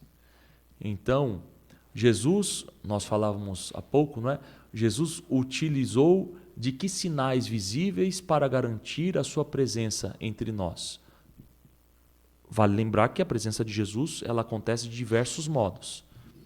Então, a palavra de Deus se cumpre. Onde 2 ou 3 estão reunidos em meu nome, eu estou ali no meio deles. Ele está aqui no meio de nós. Mas sacramental, no pão e no vinho. Então, a apresentação das oferendas é justamente para sinalizar, como eu dizia há pouco, o trabalho do homem, do ser humano, do homem e mulher, do ser humano, o pão que se torna corpo, o vinho que se torna sangue. Ali é apresentado para sinalizar que para chegar até ali, até o altar, alguém trouxe. Tem um costume muito bonito aqui na Diocese de Jundiaí, mais precisamente nas 2 paróquias da cidade de Louveira, com suas comunidades, que os fiéis trazem alimentos, produto de limpeza, várias coisas. E entregam até mesmo para o padre. O padre recebe como presente da comunidade todos esses dons materiais, Sim. que foi do trabalho deles, e é uma forma de agradecer a Deus e um desejo de presentear aquele padre que vai presidir a Eucaristia. Obviamente que o padre, por exemplo, esses dias eu fui celebrar em Louveira, e se eu ficasse com tudo aquilo que eu recebi, eu iria ficar sem comer pelo menos uns 3 meses. Foi muita coisa, e nós somos só em 2 padres. Então eu fiz a oferta para algumas pessoas. Eis aí, vamos dizer assim, a finalidade. Claro, é um costume específico, de um local específico, as paróquias de Louveira. Mas apresentamos pão e vinho, que se tornam corpo e sangue. E naquele momento, com o pão e o vinho, os fiéis apresentam a sua oferta material, isto é, o seu dinheiro, para mantermos a obra de evangelização. É para esta finalidade. Qual é a finalidade da oferta trazer? E a oferta não é dízimo ali na hora da missa. Tem muitas pessoas que trazem um dízimo, ofertam ali naquele momento. Mas a oferta ali, ela é justamente para a manutenção, a obra de evangelização, o anúncio do evangelho, o cuidado para com os pobres, o cuidado para com os enfermos. Então, essa estrutura que vai, vamos dizer assim, passando de geração em geração e chegando até os dias de hoje. E reforço, lembrando os atos apóstolos, assíduos na oração, na comunhão, na partilha dos bens, na fração do pão, gestos próprios da ação ritual, da liturgia. Padre, e como os fiéis devem se comportar na hora do ofertório? Porque tem muita gente que acha que é tipo, deu uma parada ali, Recreio. deu um intervalo. Se deve comportar como no início da celebração eucarística. Na missa nós não temos intervalos. Por isso, estou pegando no pé do Kaique, hein? Toda missa é importante. Então, do momento que eu chego, aquelas palavras, repetições, devem acabar na missa. Aquela coisa, entendam pelo amor de Deus, hein? Eu não estou desconsiderando. Mas, Pai Nosso, Ave Maria, Glória ao Pai, sabe? Fica aquela falação, nós vamos rezar o terço, a gente fica incomodado com o silêncio. Nós devemos nos comportar, do início ao fim da missa, como pessoas que saem de suas casas para viver a experiência do milagre do encontro com Jesus Cristo. Então eu sento para ouvir, eu escuto a palavra. Se o padre não falou nada com nada na homilia, se a música não foi bem cantada, se a palavra não foi bem proclamada, você vai prestar atenção no prefácio da missa. Ali está toda a síntese do mistério da salvação, do mistério que estamos celebrando enquanto escuta da palavra e a Eucaristia que vai ser dada a cada um daqueles que vêm para participar, física ou espiritualmente.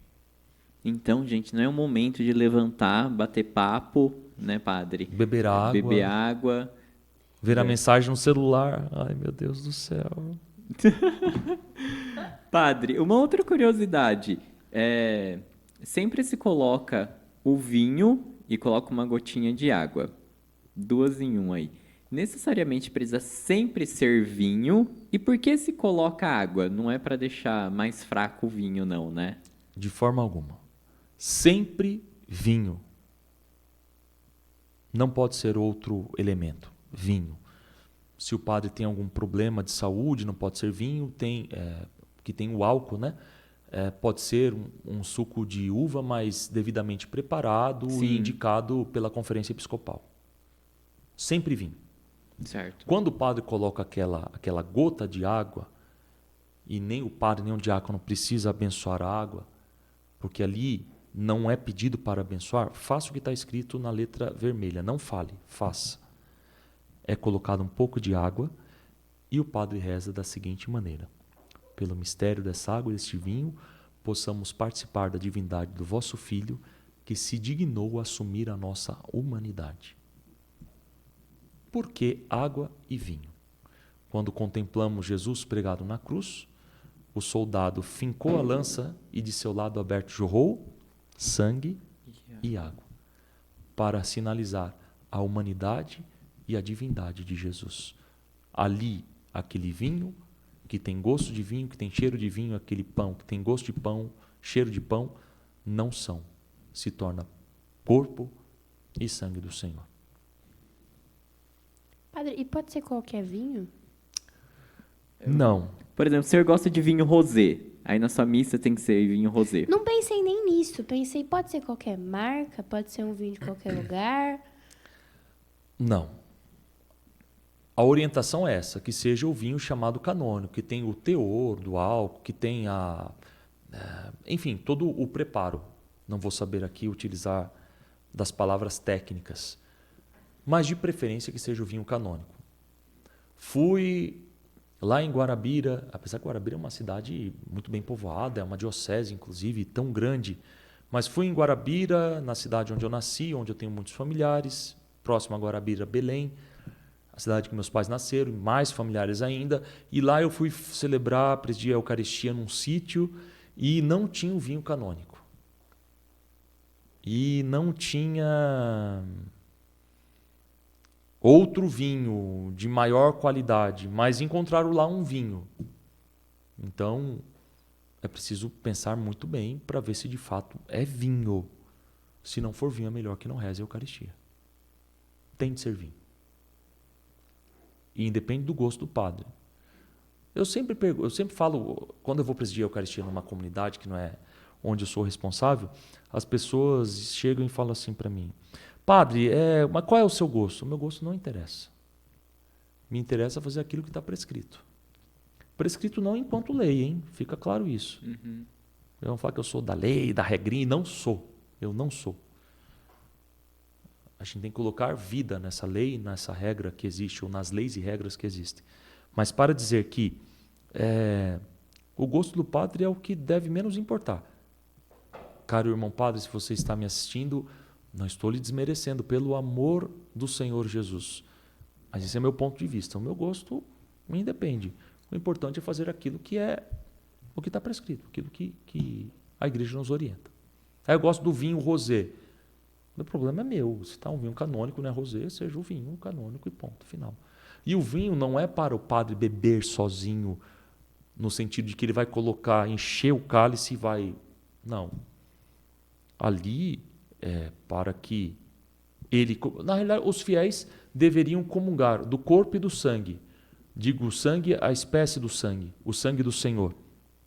Como isso não é possível, porque graças ao bom Deus nossas igrejas são cheias, muito cheias, o padre comunga do sangue e aqueles que são os colaboradores mais próximos ou que estão exercendo um papel na liturgia, uma função, melhor dizendo, na liturgia, acabam comungando do sangue, mas quem comunga do corpo, obviamente, aquele corpo não é um cadáver, mas é um corpo vivo, o corpo glorioso de Cristo. Então nós comungamos do corpo e do sangue. Perfeito, padre. Então, já que estamos na liturgia eucarística, falamos sobre a questão do vinho, já falamos um pouco sobre a questão da consagração. O senhor pode falar para nós sobre a importância do Pai Nosso na Santa Missa, padre? Logo após a doxologia, por Cristo, com Cristo e em Cristo, a Igreja nos orienta que, tendo aclamado em voz forte e de preferência cantando, quando se sabe cantar, o Amém, nós dirigimos a Deus a oração do Pai Nosso. Esta oração é precedida pela seguinte exortação, uma das seguintes exortações do padre que está presidindo: obedientes à palavra do Salvador e formados pelo seu divino ensinamento, ousamos dizer. Ou, antes de participar, agora essa da segunda edição da tradução do missal, a nova eu ainda não está viva na minha mente. antes de participar do banquete da Eucaristia, sinal de reconciliação e vínculo de união fraterna, rezemos como o Senhor nos ensinou. Então, antes de participar da mesa da Eucaristia, que foi precedida pela mesa da palavra, nós devemos chamar a Deus de Pai, reconhecendo que Ele é o nosso Pai. E agora vem no próprio missal uma nova preparação, vamos dizer assim, uma nova exortação daquele que preside, pedindo que os fiéis também possam abrir as mãos, estender as mãos e chamar a Deus de Pai. É uma confusão muito grande que existe na cabeça das pessoas, que ali é a oração do padre, só ele que abre as mãos e nós ficamos de mãos postas. Então veja, tem uma assembleia, tem até, indico a vocês, um artigo do padre Paulo Eduardo, ele que faz doutorado em patrologia, o estudo dos padres da igreja, e as mãozinhas no Pai Nosso, acho que o título do artigo é este. E ele fala de forma tão simples, de uma maneira tão bela, acerca do gesto de abrir as mãos. Se estamos numa assembleia que temos 500 pessoas, 499 estão de braços abertos, por que eu estou de mão fechada? Ou se temos uma assembleia que temos 500 pessoas, 499 estão de mãos postas, por que eu estou de mãos abertas? A oração do Pai Nosso é para sinalizar que nós pedimos ao Pai, que o chamamos de Pai, que reconhecemos que Ele é todo-poderoso, mas que o seu poder se manifesta sobretudo no perdão e na misericórdia, e por isso também suplicamos. Dá-nos o pão de cada dia, perdoa as nossas ofensas, como perdoamos a quem nos ofendeu. E por aí vai. Eis aí o motivo pelo qual nós dirigimos esta oração a Deus que é Pai, o nosso Pai, o Abba Pai, aquele que cuida de nós. Que bonito, né? Essa questão do Pai Nosso, né, padre, é algo tão polêmico, né, que na verdade é o povo que transformou polêmico, né, de pode ou não levantar a mão. É uma coisa que já... Eu estou certo que estou de mãos fechadas, ou estou certo que estou de mãos abertas, ou vice-versa, e vira uma grande confusão. Gente, a liturgia não é um conjunto de normas e regras que seguimos ou cumprimos por cumprir. Mas na liturgia nós devemos encontrar o verdadeiro sentido para a nossa comunhão com Deus, o nosso encontro com a Trindade. É por isso que a celebração, já tendo iniciado no momento da procissão de entrada, ela tem sequência quando nós nos encontramos e traçamos sobre nós o sinal da cruz. A nossa vida está orientada para ela. Por isso que quando a gente vai falar da missa parte por parte, nós até nos perdemos se não tivermos cuidado, porque uma coisa está ligada com a outra. Não há uma desconexão, uma desconstrução. É tudo uma ligação. É uma continuidade, vamos dizer assim. A missa que Nosso Senhor, utilizando dessas palavras, celebrou na última ceia, na Quinta-feira Santa, é a missa prolongada quando aqui nos encontramos para rezar, quando nos encontramos no outro santuário, em qualquer lugar que formos. Sim, essa questão, acho que do Pai Nosso entra muito naquela questão da polêmica também de dar paz ou não dar paz no Cordeiro, né, padre? Que é algo que o povo também faz muita confusão, né? Ali o rito da paz ele já está prescrito no próprio missal. Nós encontramos ali. Logo após a oração conclusiva do Pai Nosso, que tem o livrai-nos de todos os males, ó Pai, o padre reza a oração pela paz. E é o padre que deve rezar sozinho. E se vocês já pararam para pensar, se não podem fazer isso agora, é o único momento que o padre deixa de falar com o Pai e fala com o Filho. Todo momento ele está dirigindo sua prece ao Pai. Podem perceber. Nos ritos iniciais, a liturgia da palavra, na oração eucarística, por exemplo, uma oração eucarística ou um prefácio que precede a oração eucarística do tempo comum. Olha que bonito. Ainda que os nossos louvores não vos sejam necessários, vós nos concedeis o dom de vos louvar, eles nada acrescentam ao que sois, mas nos aproximam de vós, por Jesus Cristo, vosso Filho e Senhor nosso. É um diálogo em persona Christi, do presbítero com o Pai. O único momento que há, vamos dizer assim, utilizo desta linha de raciocínio, não é a melhor, mas me permitam, uma ruptura do diálogo com o Pai e passa agora a falar com o Filho, é um momento, podem perceber quando eu presido, eu olho para o pão, para o corpo e o sangue do Senhor. Senhor Jesus Cristo, dissestes aos vossos apóstolos, eu vos deixo a paz, eu vos dou a minha paz. Aquele momento não há um diálogo diretamente com o Pai, mas com o Filho. Por quê? O Filho comunica o Shalom, a paz que vem do Pai. Quando ele aparece pela primeira vez ressuscitado, o que ele diz? Pax vobis. Olha, eu estou gastando meu latim hoje, hein? A paz esteja convosco. A paz do ressuscitado que tira o medo do nosso coração. Como está previsto na liturgia, a paz pode ser realizada ali, naquele momento mesmo. Mas a paz não é o momento do recreio, do piquenique, a gente vai lá no fundo, paz de Cristo, vai para lá. Não. A paz é um momento em que nós saudamos quem está ao nosso lado direito, ao nosso lado esquerdo, na frente ou atrás, e ponto. Porque nós vamos participar, como eu falei logo no início, daquele outro gesto antiguíssimo e belíssimo da tradição da igreja, que é a fração do pão. Agora vejam, não vamos ferir a liturgia se nós movermos a paz de lugar, como por exemplo, logo após a saudação paulina, a graça do nosso Senhor Jesus Cristo, ou após a bênção final, quando dizemos ide em paz, o Senhor vos acompanhe, e naquele momento dizemos aos fiéis, olha, comuniquem a paz um ao outro, saúdem um ao outro com a paz do ressuscitado. Certo. E padre, já que o senhor falou sobre a questão da fração do pão, houve a fração do pão, vai ter o momento da distribuição da Eucaristia. Qualquer um pode distribuir a Eucaristia ou não? Não. O padre é o ministro ordinário, no bom sentido da palavra, da Eucaristia. Então, por exemplo, nós temos os ministros, contamos aqui na diocese com milhares de homens e mulheres que se dedicam a este ministério, ministros extraordinários da Sagrada Comunhão Eucarística. Estes devem ser bem preparados, passar por um processo de formação e depois tem até um momento celebrativo onde eles têm a oportunidade de receberem esta bênção para distribuir a Sagrada Comunhão. Exemplo, aqui no santuário, numa missa de domingo, que lota, o padre Carlos Virilo vai presidir a Eucaristia e ali ele está sozinho porque não veio nem diácono nem nenhum ministro. Ele pode, segundo está previsto no Pontifical Romano, se não me falha a memória, ele pode utilizar um ritual e antes de distribuir a Sagrada Comunhão, ele pode chamar pessoas que ele conhece, que têm uma vida idônea, e ali ele pode dar uma bênção para distribuir a Sagrada Comunhão somente naquela missa. Somente naquela missa. Terminou aquela missa, não exerce mais o ministério.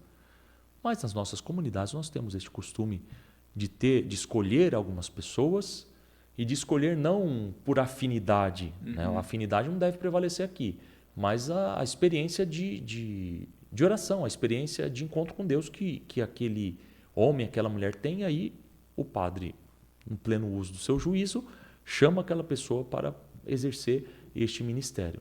Mas é preciso uma preparação, é preciso uma investidura para realizar tal missão. Perfeito. Padre, e assim, passamos pela Eucaristia e tudo mais, em que momento realmente se encerra a missa? É quando o padre sai, passou pela porta, encerra a missa? Eu sempre tive esse costume, desde quando era seminarista, que eu presidia a Palavra de Deus, com a distribuição da Sagrada Comunhão e agora na Eucaristia, de olhar para as pessoas. O olhar, ele significa muito. Então, quando entro, tem colegas padres, liturgistas que vão rebater e vão dizer que eu estou errado e que está errado. Acolho com caridade a sua exortação, mas ficarei com aquilo que de fato o é e que aprendi de tantos teólogos, mas acima de tudo de tantos professores que vivenciaram a liturgia de fato como uma experiência de encontro com Deus. O bispo ele entra na procissão de entrada e, segundo o Pontifical Romano, ele deve entrar abençoando o povo, porque isso é próprio do bispo. Se o padre ele não quer entrar cumprimentando não, se ele não quer realizar nenhum gesto, é possível que ele assim o faça e está prescrito na liturgia, está lá na regra, mas que ele olhe para as pessoas. E olhar para as pessoas quer dizer, eu acolho você com o meu olhar. Eu já sou um pouco mais espalhafatoso, então faço questão de olhar e fazer assim para a pessoa. Deus abençoe, que Deus te proteja. Muitas vezes paro e não converso com a pessoa no sentido, que roupa bonita que você está hoje. Não, porque ali não é o momento. Mas olha, Deus ama você, Deus acolhe você. Estou falando do início da missa e também no final da missa. A missa, ela começa, vamos dizer assim, quando o padre diz, ide em paz e que o Senhor sempre vos acompanhe. Começa a nossa missão. Aquilo que recebemos aqui, nós vamos anunciar lá fora.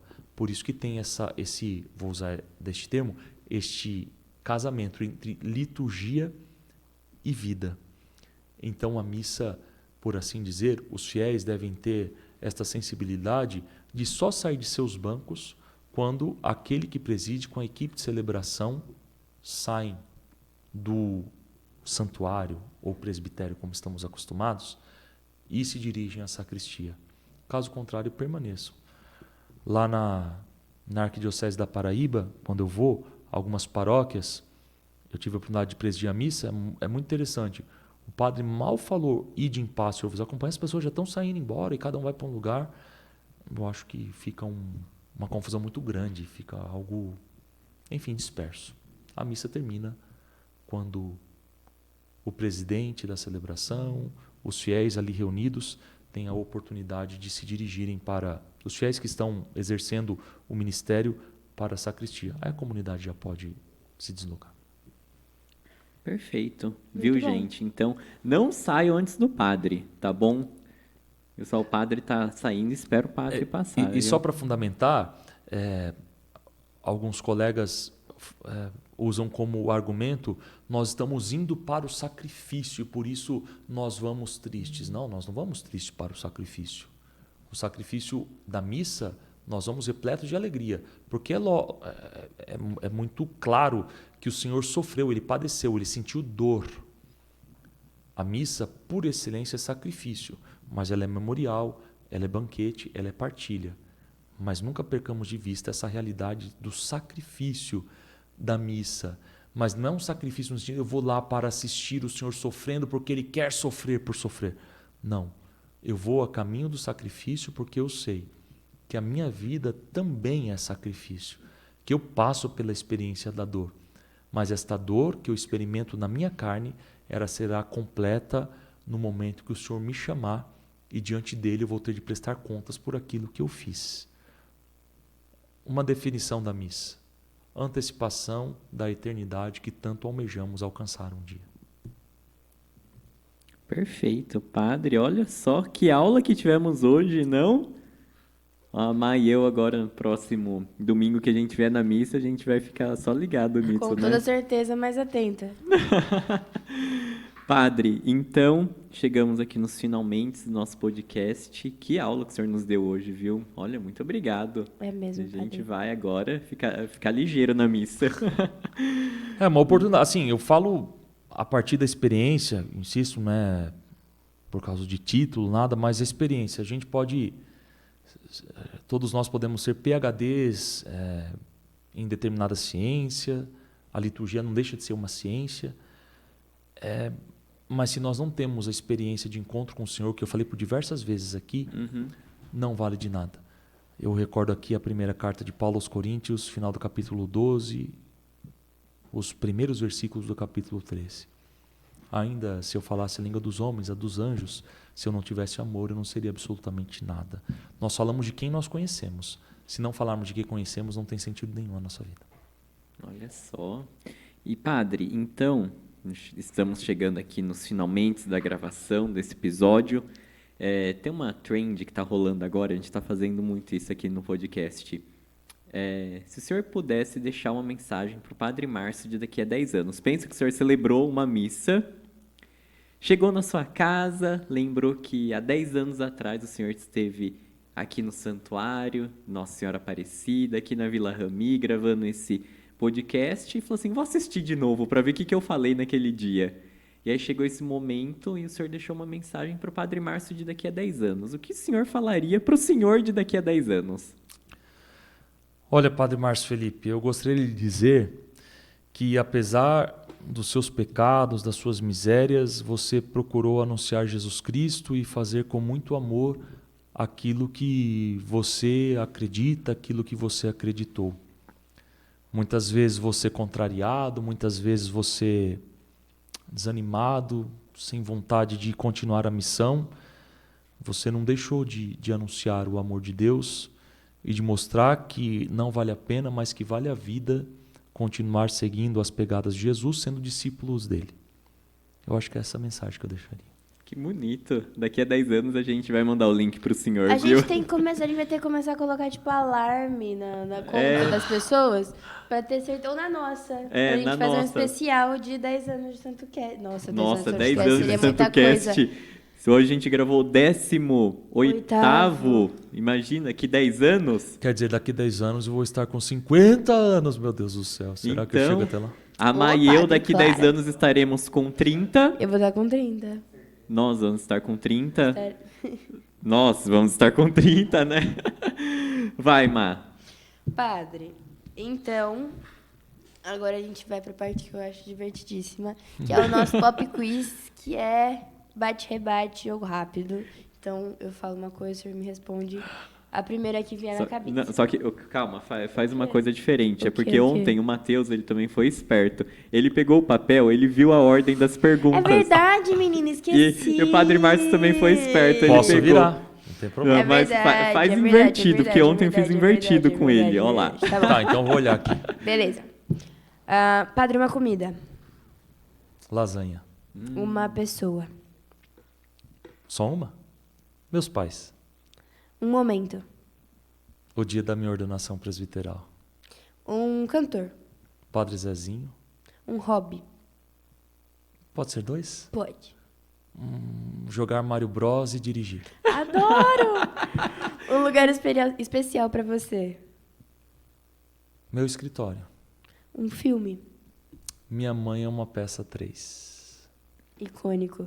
Um livro favorito da Bíblia. As cartas de Paulo. Um santo de devoção.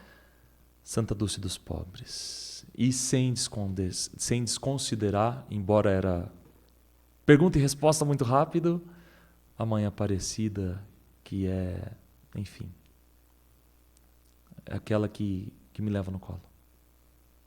Muito Olha bom, só, que muito bom. bonito. Padre, adorei as respostas, tá?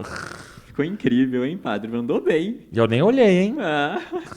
Padre, se o senhor pudesse imaginar que, colocamos aqui, São Francisco, que São Francisco vivesse aqui nos nossos dias atuais, como o senhor acha que ele agiria? Eu acredito que da mesma maneira que ele agiu há tantos anos atrás, utilizando destes meios de comunicação tão eficazes e colocando em prática aquilo que nosso Senhor pediu a ele, que no primeiro momento ele achou que era uma reconstrução estrutural, material. Quando ele ouve de Jesus, num momento de oração, Francisco vai reconstruir a minha igreja. Eu acredito que ele agiria da mesma maneira. Eu até falei no início, não é? Do nosso Santo Cast, lembrando aquela situação de um vereador na cidade de São Paulo, que quis aplicar uma lei que todos aqueles que dessem comida aos pobres seriam multados em 17 mil reais. São Francisco seria um que continuaria dando comida aos pobres e se a multa viesse, não vão ficar bravos comigo, ele iria fazer dessa maneira. Não estaria nem um pouco preocupado. Porque a nossa primeira missão é esta: ver Jesus naquele que sofre. Olha só, gente. Novamente lindo. Demais, Padre, olha. Muito bem Agora, falado. se eu for olhar pro roteiro, ó, eu rasguei tudo. Então agora a gente pode fazer essa parte aqui que o Padre rasgou. ó. Padre, olha, a gente não tem palavras para te agradecer, viu? Muito mesmo, obrigado Padre. por essa noite, por esse episódio, pela sua presença aqui. Para nós é muito especial, né? Eu falo por mim, eu sou muito suspeito de falar do Padre Márcio, né? Eu falo que para mim é um pai, um amigo, é alguém que me acolheu aqui no santuário em 2015, quando o senhor veio para cá. Então, para mim, eu tenho um carinho, um amor muito grande pelo senhor, não escondo, é verdade. E agradeço pelo senhor ter aceito o convite de estar aqui hoje. Agradecemos. De fato, com certeza. Para nós é uma alegria, de verdade, Padre. Eu também agradeço a vocês pela acolhida fraterna, os bastidores, né? Porque o Santo Cast acontece, mas tem muita gente também nos bastidores, trabalhando. Não poderia deixar aqui de deixar uma mensagem ao Padre Carlos Virilo, que é um irmão no sacerdócio, com tantas atribuições, procura sempre, enfim, nos atender, nos ouvir. Muito obrigado pela oportunidade. Você sabe do carinho, do amor que eu tenho aqui pelo santuário, sem desmerecer os outros lugares que passei, mas de fato marcou demais a minha vida este local, este santuário. E todos vocês, os diáconos, o vigário paroquial, enfim, todos, por me permitirem estar aqui. Que alegria poder partilhar com vocês, não só o meu conhecimento, que não é nada, sei perfeitamente das minhas imperfeições e que temos outros padres tão mais capacitados, mas da experiência que eu tenho de Jesus através da liturgia. E também, aproveitando a deixa de agradecimentos, a Clara e eu queremos agradecer de uma maneira toda especial. Esse episódio está saindo hoje, dia 14 de julho, né? A gente está voltando hoje de Aparecida, então. Nossa, é verdade. A gente está voltando hoje de Aparecida. É verdade. A gente está, Em tecnicamente... procissão, em romaria. Mais ou menos assim? Vamos todos, inclusive, que Vamos estão todos. aqui. Vamos todos agradecer ao Vamos Padre todos, Carlos, mais o que João. nos confiou essa missão, que a priori era para Clara e eu irmos, para o Encontro Nacional da PASCOM, Olha em que Aparecida. Então, nos deu esse presente de podermos ir com boa parte da nossa equipe, né, Sim. Clara? Então, estamos voltando hoje de Aparecida, agradecer ao Padre Carlos por nos dar esse presente para nós, não é verdade, Clara? Então, fomos na sexta, voltamos hoje, o episódio está saindo hoje, dia 14. E depois a gente conta pra vocês. Depois a gente conta para vocês, hoje é um episódio especial para falar sobre isso, Que viu? a gente espera voltar cheio de ideias. Inclusive aqui pro Santo Cast, não só pro Santo Cast. Com certeza. Então, aproveitando a deixa de agradecimento, também agradecer ao nosso bispo Dom Arnaldo, né, Clara, que nos confiou há 2 semanas atrás a missão de transmitir para toda a diocese daqui do Santo Cast as formações acerca de sua carta pastoral, porque a gente ficou sabendo que Dom Arnaldo já viu alguns episódios do Santo Cast, viu, padre? Então, Beijo, Dom Arnaldo. Agradecer a ele. Tá aqui no cantinho, Dom Arnaldo. Não dá pra ver. Ele tá vendo, olha ali, ó. Dá pra ver. Dá pra ver ele. Então, agradecer a Dom Arnaldo que nos confiou essa missão, a todos que vieram aqui de toda a diocese, o pessoal das Libras, um beijo para a Andréia, toda a equipe que se deslocou para nos ajudar aqui também, a toda a nossa equipe, né, Clara, que tanto se dedicou nesses dias das que formações. Todo mundo se mobilizou, Então, aprendeu. Foi incrível, foi uma experiência incrível. Então, muito obrigado a Dom Arnaldo, a toda a diocese, Padre Carlos, que nos confiou essa missão. Padre, então, em nome da nossa equipe, em nome do Padre Carlos, Padre Gustavo, temos um presente para o senhor. Vai, Má. E em nome dos nossos patrocinadores também, né? Com certeza. Aqui. Olha, Padre. Espero que o senhor aproveite muito. Que beleza! Esses aqui eu conheço muito bem, ó. Vou fazer uma propaganda aqui, ó. Clamar, que Deus abençoe e proteja, que são os familiares do Padre Elias, que tomo a liberdade de dizer que são os meus familiares, a Clara, o Marcos, enfim, o Gabriel, a Verônica, enfim, todos. A Jéssica, o Anderson, que Deus abençoe as crianças também. E também, olha que beleza, que Deus abençoe e proteja todos vocês que colaboram aqui com o Santo Cast. Amém. Obrigado, Padre. Então, quero agradecer aos nossos apoiadores nesse momento, a Vinhos Albert, o Mário e Elisa, o contato deles está aparecendo aqui na tela, entrem em contato, falem com eles, agendem uma degustação. Também quero agradecer a Roseli da Pedacinho do Céu, obrigado Rô, o contato dela também está aparecendo aqui embaixo. De uma forma especial, agradecer a padaria Ibiporã, os nossos amigos que tanto nos apoiam aqui no nosso podcast. De uma maneira especial, os nossos novos apoiadores, a Clamar Conservas, que enviou esse presente especial aqui para o Padre Márcio nesse episódio. Então, muito obrigado, Gabriel, a família, por estarem nos apoiando. O contato deles também está aparecendo aqui embaixo. E, se você está vendo, tem um pequeno negócio e quer patrocinar o Santo Cast, fala com a gente. Com certeza. A gente está aceitando, vem fazer parte desse projeto de evangelização e nos ajudar aqui no santuário. E lembre-se também de adquirir o seu carnezinho para a campanha da troca do telhado aqui da Casa da Mãe Aparecida e concorrer a um carro 0 km. Tá bom, gente? Acho que é isso, né? É isso? Antes de eu falar o que eu tenho que falar na minha parte, padre, um convidado para vir para cá, se o senhor pudesse indicar. Nossa, que forte, hein? Primeira pessoa que vier na sua cabeça. Vamos ver se é alguém que já foi falado ou não. Alguém que já está na lista. Veja só, eu acho que não é alguém que foi falar. Veio assim, de imediato. Quando você falou, o bispo me ordenou padre, Dom Gil Antônio Moreira. Olha Esse só. é novo, né? É novo esse. É novo. Ainda bem que o Padre Márcio tem contato com ele, vai ajudar a gente, né, padre? Olha só. Já estamos no caminho certo, então. Obviamente que eu acho que na lista, não sei se já veio, mas o Dom Arnaldo também, o nosso bispo diocesano, que vai ter inúmeras oportunidades. Com Mas quando certeza. vocês me falaram, veio na minha cabeça. Até Sim. mesmo porque ele é o referencial, o Dom Gil é o referencial na CNBB do Terço dos Homens. Então, verdade. é uma oportunidade aqui para o Que santuário, sem legal, dúvida olha, alguma. inclusive veio com um tema junto. Já veio preparado esse.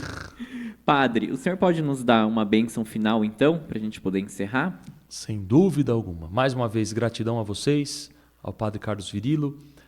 E eu me lembro muito bem, quando eu estava aqui no santuário, herdei isso dos missionários redentoristas. Não sou religioso, mas sou um missionário redentorista de coração, tomo a liberdade, até transmito meu abraço ao Padre Rodrigo Arnoso, que é um grande liturgista, ao Padre Marcelo Magalhães, que é reitor do Santuário de Pirapora do Bom Jesus. Eu aprendi com o então Padre Darcy Nicioli esse gesto. Você coloca a sua mão na minha mão e nós estendemos aqui para a imagem da Mãe Aparecida e pedimos essa bênção para você, sua família, o seu lar, a intenção que você traz. Ela que intercede por nós, que cuida de nós e que apresenta o nosso pedido, o nosso clamor a nosso Senhor Jesus Cristo. Pela intercessão de Nossa Senhora Aparecida, Rainha e Padroeira do Brasil, sobre você, sua família, a bênção do Deus Todo-Poderoso, o Pai, e o Filho e o Espírito Santo. Amém. Amém. Acolher bem também é evangelizar. Vem aqui para o Santuário Diocesano Nossa Senhora Aparecida e a Mãe estará sempre te acolhendo. Alegria e paz. Amém. Obrigado, padre. Amém. Vai, Mar. Então, galera, como eu já falei no começo, curte, compartilha mais esse episódio, segue a gente aqui no YouTube, no Facebook, no Instagram, no Spotify.